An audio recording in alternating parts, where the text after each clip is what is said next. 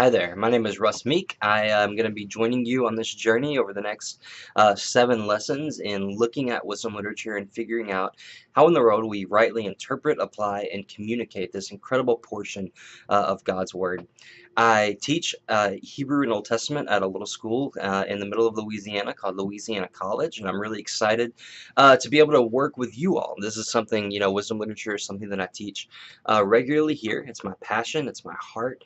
I think that these books of the Bible give us the tools we need to live out our relationship with God. I think that they're incredibly important, and they show us how in the world we navigate the um, mountains and valleys of this world. Okay, they give us the wisdom we need in how to relate to God and how to apply His word to our everyday lives. Now, the Bible has 3 books of wisdom. 3 books are called wisdom literature. That's the book of Proverbs, the book of Job, and the book of Ecclesiastes.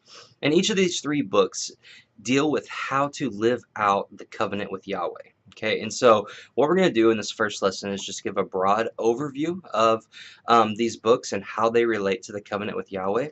And then in the second lesson, we're going to look at biblical wisdom in ancient context. That's looking at where it fits in the cultural and social and historical context. And then we're going to look at the book of Proverbs. We're going to spend 2 lessons on Ecclesiastes, and then the final 2 lessons will be on the book of Job. So let's jump right in here, looking at the covenant with Yahweh and lived experience. So the first thing we have to understand is that God created His people. He called them out of Egypt. So you'll remember the book of Genesis. We have Adam and Eve falling, and then this incredible promise in Genesis 3:15 that God would raise up this deliverer, this serpent crusher, right? Who would crush the head of the serpent. And so the book of Genesis is carrying us through that narrative. Now we know that the head crusher is Jesus Christ, but the people in the Old Testament didn't know that. Okay, and so the book of Genesis is carrying us along on this incredible story of how God is going to redeem His people. Okay, and so when we read the book of Genesis, we get all the way to the end of Genesis, and God's people are in captivity in Egypt, right? Or they're not yet in captivity, but Joseph is there. God has brought them to Egypt, and then the book of Exodus opens with God hearing the cries of His people because they are oppressed in Egypt, and so God calls His people out of Egypt. He raises up Moses to deliver them, and then when He does that, He leads them out of Egypt, cross the Red Sea to Mount Sinai, and then He does something incredible. He makes a covenant with them. Okay, so this is based off of what's called a suzerain vassal covenant or suzerain vassal treaty. It's very common in the ancient Near East, and you'll see from the reading that in the reading you'll see that there are very similar ways of looking at it. So it has a historical prologue, it has a preamble, it has stipulations, it has curses and blessings. Okay, that's a common treaty form in the ancient Near East, and that is what God uses. That He deigns to communicate with His people in a way that they and we understand, right?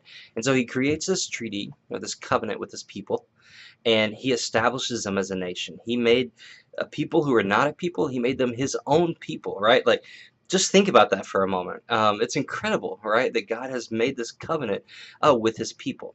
All right, so that's the covenant. So be sure to do the reading because we have the preamble, the historical prologue, the covenant stipulations, the blessings, the curses, and those are very important for how we understand wisdom literature because God has established this covenant with His people, and wisdom literature is showing us how we live that out. Okay, so the book of Proverbs, we have the how to it is how to live out this covenant. Okay, so we'll see in the lesson on Proverbs that the 10 Commandments say do not commit adultery, for example. Okay, that's straightforward. So C.S. Lewis talks about 3 types of language: ordinary, scientific, and poetic.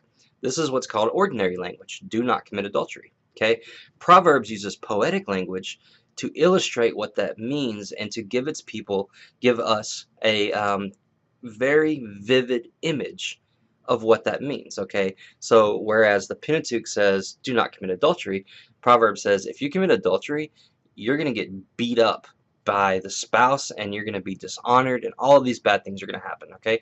So you see it has the ordinary language, do not commit adultery, and then Proverbs uses poetic language to talk about what that looks like in ordinary life, okay? Now, the book of Ecclesiastes also deals with this covenant with Yahweh, right? So remember, we have the stipulations, what you have to do to keep the covenant, and then you have the blessings and the curses, okay? That's what happens when you don't or when you do keep the covenant. And so we know that blessing happens when you obey, and curse happens when you don't obey, right? So the book of Ecclesiastes is looking at this issue of blessings and curses, and it says, well, wait a minute. Sometimes I see that bad things happen to good people, and sometimes I see that good things happen to bad people. That's a problem, okay? And so Ecclesiastes addresses what happens when when the curses and blessings don't seem to add up, okay? And so that's what that book is about. It's saying, look, we know from the Pentateuch, we know from the Torah, God's covenant that He made with His people. We should expect these things to happen. But Ecclesiastes says sometimes those things don't happen, so what do we do? Okay, so that's what we're going to be looking at when we look at the book of Ecclesiastes. And then finally, Job addresses in very clear, piercing, heart-wrenching language what happens when you have this righteous person who suffers. So Job and Job's friends are saying, look, I know that there are these blessings for those who walk with the Lord. I know that from the Torah. And yet, the friends are saying, look, you're not living that out. Like, you have all of these curses, all these bad things are happening to you, so obviously something is wrong.